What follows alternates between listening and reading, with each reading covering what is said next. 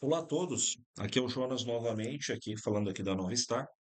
Hoje é uma apresentação um pouco diferenciada, vou falar um pouquinho do processo de desenvolvimento da indústria dos displays e alguns comparativos entre tecnologias hoje que já estão entrando em desuso, tecnologias ainda atuais e tecnologias que tendem a permanecer, acredito, por um longo prazo aí no mercado, na indústria em geral.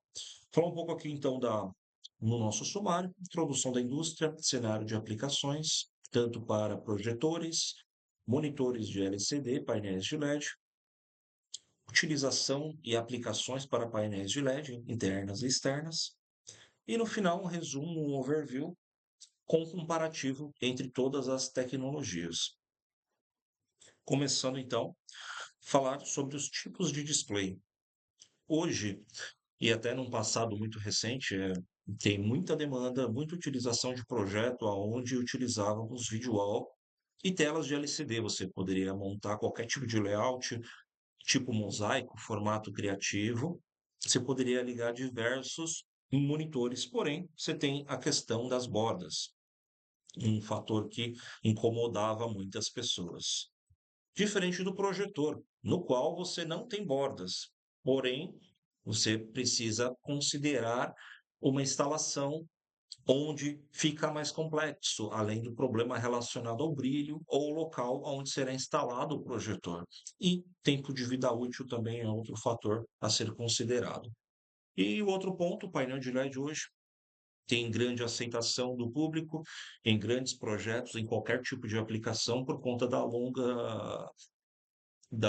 longo prazo de vida útil do produto e também pela facilidade de montagem, instalação e a disponibilidade em diversos formatos e tecnologias também, no qual vou detalhar todos. Começando pelo projetor, quais são as instalações? Geralmente você tem a instalação dele no teto, no qual você precisa previamente considerar no seu projeto aonde que eu vou colocar, se eu vou comprar um lift, se eu vou instalar esse projetor de uma forma traseira, utilizando uma lente de tiro curto, se eu vou instalar ele muito distante da minha tela, uma tela de tiro longo, além da necessidade de colocar uma tela retrátil ou não retrátil, ou uma solução residencial, integrar numa automação, quer dizer, além do ambiente que você necessita ter um ambiente controlado. Você precisa ter uma luz adequada ou fazer um investimento muito grande com um projetor com um brilho demasiadamente alto, né? Com muitos nits, com um brilho muito avançado, monitor muito profissional. E para uma tela de alta qualidade, além de se adquirir um produto de um custo muito elevado, hoje mundialmente existem apenas dois grandes fabricantes, você tem a possibilidade de estar trabalhando com um blend de imagens. Porém, é um recurso muito importante e muito utilizado, utilizando mais de um projetor. Porém, há um problema na junção das imagens. Você consegue colocar em funcionamento e fazer uma imagem muito grande fazendo essa junção de monitores, mas há essa complexidade na junção. Muitas vezes pode ficar claro, pode ficar escuro, pode ficar opaco. Então, você não tem uma experiência real da imagem, pode ter uma experiência prejudicada de visualização. Monitor LCD agora, da solução mais comum, de video wall, aonde até hoje em dia é muito aplicado e tem diversas finalidades, tanto tamanho, telas de fine pixel pitch de muito poucas polegadas, geralmente telas de tamanho muito pequeno para utilizar em câmeras digitais, smartwatch, terminais portáteis, centros de controle, painéis de controles touch, telas de tamanho médio de 4.3 até 10 polegadas, para automação, sistemas IoT, sistemas de terminais, enfim. Smartphones podemos considerar também a aplicação de telas de LCD, porém hoje vem sido substituído pelo AMOLED e OLED. E telas de LCD a partir de 12, 11.6, 12 polegadas, até hoje em dia realmente até 100 polegadas encontramos este produto disponível no mercado, tanto para salas de gerenciamento, salas de monitoramento, estradas, rodovias, enfim, a qualquer tipo de aplicação, até salas de videoconferências, salas de reunião, salas em tipo NOC e gestão de crises também. Alguns cenários e exemplos, com 21 a 32 polegadas, para digital signage, out of home, billboards, também existe essa possibilidade. Existem monitores que são capazes de ficar expostos ao tempo, ou a possibilidade de montagem de imobiliários urbanos que você consegue enclausurar ele e proteger de qualquer ação do tempo ou chuva, etc. 46 a 65 polegadas, tipos de quiosques, totens de autoatendimento em restaurantes, fast foods, telas de 75 até 120 polegadas, geralmente telas touch para videoconferência, até para eventos também, utilizada a instalação com suporte de piso, e do tipo embutido também, ficaria um vídeo wall, poderíamos enclausurar também utilizando a aplicação, considerando o sistema de billboard. Porém, a ideia é apresentar as diversas formas que podem ser instalados. Porém, lembrando que para você instalar um suporte montado na vertical, muitas vezes você pode ter algum tipo de problema. Se o monitor não for um monitor profissional, ele pode ocasionar algum dano instalado desta forma. Falamos do projetor, falamos do LCD, agora vamos para o painel de LED. O que sabemos, né? O que você sabe sobre o painel de LED? Eu acho que hoje é uma tecnologia que nos últimos 6 anos, pelo menos no Brasil, vem entrado com uma forma muito prática e muito custo-benefício e vem ganhando um grande sucesso. Falar um pouquinho aqui da tecnologia, dos princípios da tecnologia. O que que é o LED, né? É a sigla referente a Light Emitting Diode, referente, traduzindo ao pé da letra, diodo emissor de luz, referente ao LED, traduzindo diretamente para português. Principais tipos de aplicação. Podemos utilizar ele tanto indoor, tanto outdoor, semi-outdoor. É uma diversa, é uma amplitude muito grande de produtos que temos para qualquer tipo de aplicação. Enfim, por que que a experiência do painel de LED é diferente das outras soluções?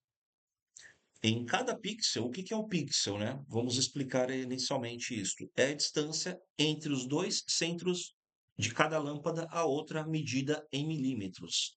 Isto seria o pixel, exatamente uma lâmpada, no qual eu vou explicar daqui a pouco sobre os encapsulamentos. Mas o porquê que temos uma experiência tão grande? Estamos usando cores reais, estamos gerando cores reais. Eu não tenho um sanduíche ali, não tenho um backlight, não tenho um cristal líquido para montar uma imagem. É a própria lâmpada que está formando a imagem, utilizando as três cores primárias principais, no qual a junção de todas você tem um branco. Então, é uma experiência visual muito mais realista comparado a um outro tipo de solução. Falar um pouquinho dos encapsulamentos e do desenvolvimento da tecnologia, que hoje ainda encontramos esses principais tipos de encapsulamentos. Rapidamente aqui falando do DIP, no qual obrigatoriamente eu vou mostrar para vocês também. Você tem obrigatoriamente a necessidade de ter três LEDs. São três componentes, um para cada cor, para montar o vermelho, o verde e o azul. Para cada um pixel, eu preciso de três LEDs. SMD modificou o encapsulamento. No SMD, eu tenho um componente eletrônico já internamente com estes três microchips dentro do encapsulamento, que não fica mais visível quem que é o vermelho, quem que é o verde, quem que é o azul. Então conseguimos reduzir o tamanho dele, até mesmo atender a resoluções muito maiores com esse tipo de tecnologia mais comum hoje, a SMD. E por fim, o COB, que é o encapsulamento direto na placa. Eles são montados diretamente na placa de circuito, ao invés de serem soldados, como as outras tecnologias que eu citei anteriormente. Enfim, conseguimos com isso ter pixel pitch de 0,9 a 0,6, e é uma tendência tecnológica a diminuir cada vez mais. Mas hoje o COB tem um custo um pouco mais alto e, principalmente, é uma solução voltada para o mercado de cinema, muito em breve, e produção cinematográfica virtual. Produções de estúdio, publicidade, produção de cinema, dentro de um ambiente controlado, a fim de substituir um chroma key. Aqui em detalhe, a evolução do encapsulamento, como eu comentei, apenas para ilustrar o slide anterior. Os três componentes, vermelho, verde e o azul. Aqui o encapsulamento único do SMD, cada unidade equivalente a um pixel. E aqui no seu B, ele é direto, o próprio encapsulamento é um componente único, a própria placa já com um micro LED, uma coisa que fica muito difícil de até demonstrar na foto e reproduzir, só tendo contato físico com o produto para poder visualizar e ter experiência melhor. Falar um pouquinho agora sobre espaço de cor. É algo que não tem necessidade de adentrar tanto a fundo, porém, com os painéis de LED a gente consegue atender demandas exclusivamente no qual diretores de cinema, tanto para a reprodução, tanto para a criação de conteúdo, existe essa necessidade, principalmente como o REC 2020, DCI também voltado para a exibição de cinema, que são padrões no qual são exigidos internacionalmente. E basicamente, para explicar a questão do espaço de cor, esse triângulo nada mais é que um gráfico no qual, enquanto maior a amplitude deste triângulo, mais eu me aproximo às cores reais da natureza.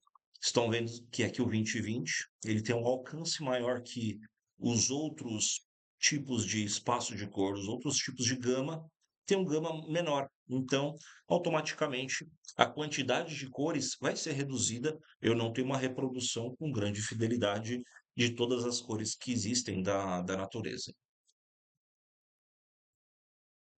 Falar um pouquinho aqui dos componentes. Componentes básicos da tela de LED. Eu tenho aqui a lâmpada de LED, como acabei de explicar os encapsulamentos. O conjunto das lâmpadas de LED fixadas num PCB. Eu vou ter o meu módulo. E por fim, o conjunto de módulos. Eu vou ter um gabinete de LED, indo do micro ao macro. O que eu tenho por trás do meu módulo de LED? Na parte da frente, obviamente, eu tenho o PCB, no qual eu tenho todos os componentes soldados, e na parte de trás, o que eu vou ter no meu módulo?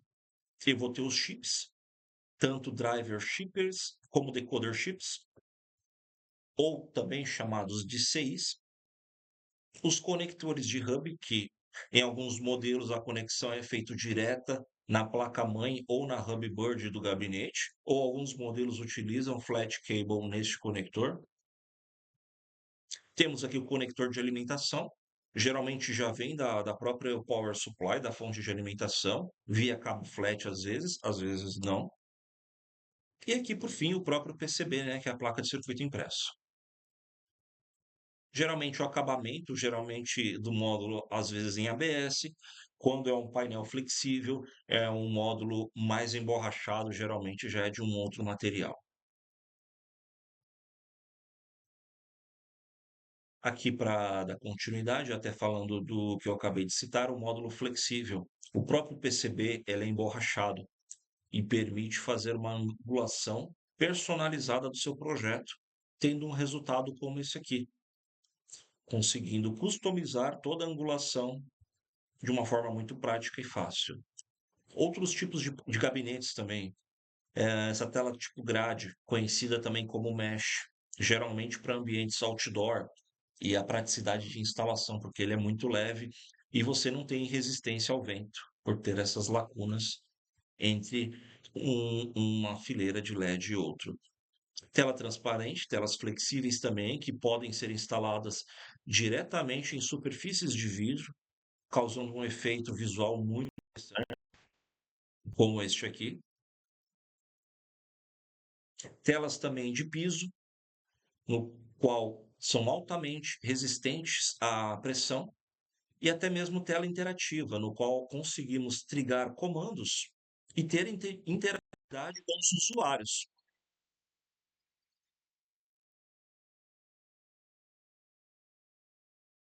como exatamente esse vídeo que eu demonstrei para vocês.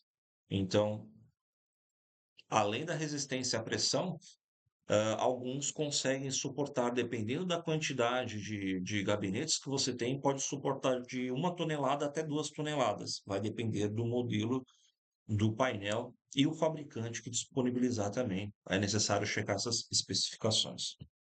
Telas em formatos criativos, poderia ser um vaso, poderia ser uma garrafa de alguma bebida, uma tela em formato não retangular, um formato criativo.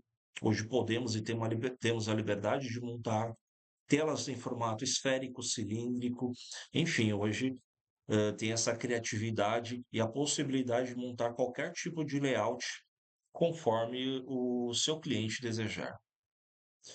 Tipos de aplicações, então, no campo profissional, aqui ó, voltado a uma brigada de incêndio, projetos para centro de serviços governamentais, centro de operações de emergências, projetos em faculdades de administrações, grandes projetos de monitoramento, painéis 3D, painéis de quina com aqueles efeitos 3D, projetos corporativos em salas de reunião e, por fim, novas aplicações, como citei anteriormente, a aplicação principalmente do COB, do encapsulamento para microLED. Em estúdios de produção virtual, atualmente achamos que o ator está no topo do edifício, ou até mesmo numa praia paradisíaca, porém, ele está dentro de um estúdio ali com os pés apenas na areia, mas o background, o fundo é um painel de LED com uma paisagem maravilhosa.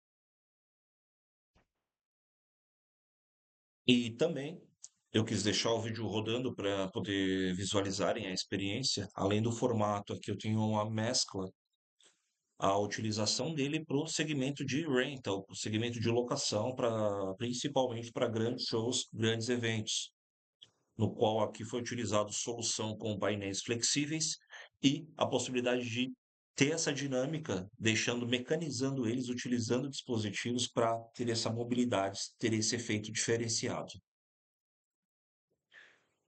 Eventos corporativos também, grandes feiras e reuniões, também podemos fazer esse tipo de instalação, tendo todo cuidado com o time de implantação, time de engenharia, porque principalmente painéis de para-rental são gabinetes montados, no qual eles são mais resistentes, são passíveis de uma manutenção mais simples e mais prática, e diferente de painéis de instalação fixa, geralmente são painéis de um pixel pitch um pouco menor e são mais delicados, são painéis mais refinados e requerem mais cuidados durante a instalação. Fala rapidamente aqui uma introdução sobre a instalação de telas de LED. Qual seria o método de instalação? Montagem por módulo. Quando você adquire um grande painel ou num formato diferenciado, ou formato em gabinete, mais comum para o rental. Isso vai depender de fabricante para fabricante, conforme for adquirido o seu módulo ou o gabinete, de acordo com o tamanho e a montagem criativa do seu projeto. Basicamente, você vai ter uma estrutura de aço no qual será fixado módulo a módulo individualmente. A fixação dos ímãs direto em cada módulo e cada módulo será fixado diretamente na sua estrutura de metal. Porém, há necessidade também de instalar individualmente fontes de alimentação adequadamente dimensionadas, receiving cards, alimentar as fontes de alimentação, realizar o cabeamento de todas as receiving cards, realizar a conexão dos flat cables para cada módulo e, além disso, prestar atenção durante a instalação, Porque muitas vezes, se não é feita a instalação de forma adequada, podem existir gaps, esses vãos físicos, se não houver uma mão de obra qualificada durante a instalação. Então, isto é um problema que pode vir a acontecer, mas é um problema que inicialmente, mecanicamente, o técnico no local consegue ajustar isto, realizando o alinhamento e a montagem adequada do painel. Os tipos de montagem que podem ser feitas de uma forma embutida, uma montagem usando um suporte de parede. É uma montagem um pouco mais complexa, um pouco mais trabalhosa, porque você customiza o tamanho do seu painel, você não tem gabinetes com tamanhos fixos. Você precisa fazer o projeto considerando a quantidade adequada de fontes de alimentação e a quantidade adequada de receiving cards. Vale a pena citar que no nosso site do Vinox Care, temos uma ferramenta exclusiva que ajuda você a dimensionar o seu painel, caso for utilizar um painel específico em módulos. Temos essa ferramenta disponível. Montagem em gabinete, uma solução mais voltada para solução rental para projetos de instalação fixa também, mas principalmente para o mercado de locação. O tipo de material é um alumínio fundido sob pressão, muito mais resistente. Alguns modelos utilizam uma liga diferente, liga de magnésio também, é bem comum. Aqui os principais componentes, uma visão mais explodida cada módulo, módulo solto, módulo fixo, o frame do gabinete, que é toda a estrutura principal, toda esta lateral, frame principal do gabinete. Aqui a control box separada, fonte de alimentação, cabos de alimentação, aqui a placa chamada como Hubboard ou Motherboard, como queiram, os cabos de sinal e aqui a Receiving Card, o componente principal de cada gabinete. Aqui em gabinetes outdoor agora, geralmente você precisa de mais fontes de alimentação. O tamanho geralmente costuma ser um pouco maior. Esse aqui me parece ser um painel 96 por 96 e sempre há necessidade de trabalhar com um cooler, porque ele vai estar sujeito a altas temperaturas externas e geralmente você sempre trabalha com um brilho maior. Então, você precisa trabalhar melhor a dissipação de calor. Enquanto maior o brilho, maior o consumo de energia e maior geração de calor de cada painel. E aqui os principais componentes, né? Fonte de alimentação, o receiving card, os módulos, frame e geralmente este gabinete externo ele tem uma proteção IP65. É um nível de proteção que ele permite até que jatos d'água sejam enviados e você consegue impermeabilizar todo o seu gabinete. A estrutura básica da parte traseira, outros modelos aqui de gabinetes também, outdoor, que possuem aqui a tampa para facilitar a manutenção e a abertura aqui para uma possível troca de uma fonte de alimentação. Aqui, quando você tem um painel curvado, um painel curvo, que pode ser tanto curvo ou convexo, você possui uma trava. Na trava, você consegue estar trabalhando geralmente de 0 a 15, 20 graus, ou de -5, -10 até -20 graus, para poder fazer ele, montar ele no formato côncavo ou convexo.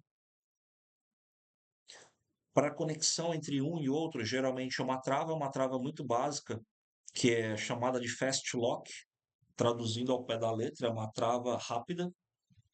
Você apenas empurra e gira esta chave e você conectou um gabinete um no outro. Muito simples e muito de rápida instalação. Aqui o exemplo de depois de todos montados, né? Todos montados juntos aqui, conectado um ao outro, você consegue ter uma montagem muito rápida em muito pouco tempo e não necessita tanta qualificação do seu time técnico para poder montar estes tipos de painéis. E agora falando dos billboards, aqueles grandes painéis, geralmente em estradas, em rodovias, painéis de topo de edifício. Muitas vezes eles são montados no chão e há necessidade de utilizar um guindaste para içar ele, por conta da mão de obra. Se você usa um andaime, se você vai expor o seu técnico numa altura, quer dizer, fica um trabalho mais complexo. Além disso, há todo o respaldo, todo o cuidado de se ter um engenheiro civil para o projeto, porque você vai estar trabalhando com um painel pesado, com uma estrutura, você tem que analisar diversos fatores, uma resistência ao vento, você tem que fazer uma sapata. Quantos metros precisa ter essa sapata para comportar tanto o peso da estrutura, tanto o peso do painel?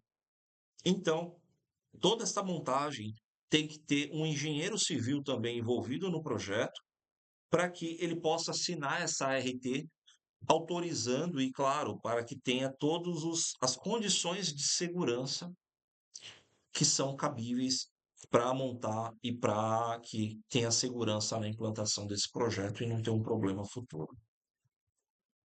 Por fim, o overview, o resumo de tudo e as diferenças entre as três tecnologias. Considerando custo-efeito, vida útil, tipo de aplicação, clareza, dissipação de energia e custo de manutenção. Custo por área de unidade, projetor baixo, LCD médio, LED alto. Efeitos, projetor baixo, LCD médio, LED alto. Vida útil é um fator muito interessante citar e considerar aqui nesta planilha, porque tempo de vida útil de um projetor costuma ser muito baixo, no máximo de 20 ou tempo de 20.000 horas. LCD varia entre 30 a 60.000 horas. No LCD, a maior parte dos bons e grandes fabricantes já trabalham com tempo de vida útil de 100.000 horas. Então, é um investimento de 10 a 12 anos do equipamento. Então, eu acho que esse é um dos fatores principais que essa tecnologia está vindo e está vindo para ficar realmente. Tipos de aplicações, acho que o LED também é superior. Qualquer tipo de ambiente, questão de clareza ainda não atinge, mas com o CLB a médio prazo, acredito que em curtas distâncias o CLB vem substituir realmente o LCD, até mesmo o OLED. E hoje temos um custo de manutenção muito baixo, totalmente diferente do projetor e do LCD. Acho que é um outro fator de decisão interessante. Porque qualquer tipo de dano pode danificar a tela inteira de LCD. Já o projetor, qualquer coisa pode danificar a lâmpada e você vai ter um alto custo para fazer a substituição da lâmpada ou do bloco óptico. Outros fatores que afetam o custo, brilho e dissipação de energia, né? Isso automaticamente impacta no projeto e tem que ser considerado junto ao cliente, né? Geralmente, em painéis de uso indoor, o que é recomendado? Painéis com brilho de 500 a 1.000 até 1.500 nits, ou candela metro quadrado, mas para simplificar a unidade de medida. Outdoor, ou ambientes semi-outdoor, aquele tipo de vitrine voltado para o lado da rua, da calçada, a partir de 2.500, 3.000 nits, até 6.000 nits também. Aí, no caso de a partir dos 5.000 nits, painéis que têm grande incidência de sol, painéis que ficam realmente expostos a pino ali, exposto à temperatura, exposto à grande incidência do sol. Questão de dissipação de energia é algo a ser considerado também. Porque, na maior parte das vezes, como que é esta conversão? O que tem que ser considerado? A capacidade de dissipação de calor, que nos painéis de LED, o maior percentual é na parte frontal dele e um pequeno percentual é na parte traseira. E o que é preciso entender também nessa parte? A consideração do consumo de energia que vai ser utilizado. Podemos usar a lei de Ohm para considerar e fazer esse cálculo também. Eu agradeço por todos e ficamos por aqui. Tenha um ótimo dia.